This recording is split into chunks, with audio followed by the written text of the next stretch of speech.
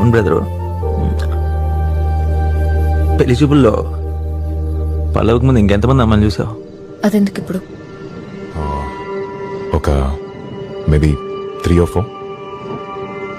అంటే పల్లవి నంబర్ 5 అన్నమాట. మిగతా అమ్మాయిలో ఇంకెవ్వరు నీకు సెట్ అయినా పల్లవి నీ లైఫ్లో ఉండేది కాదు.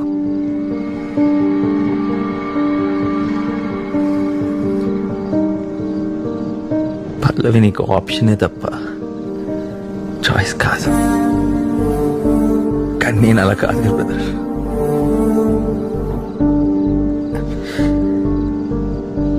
తన్నే ప్రేమించాను, తన్నే పెళ్లి చేసుకోవాలనుకున్నాను.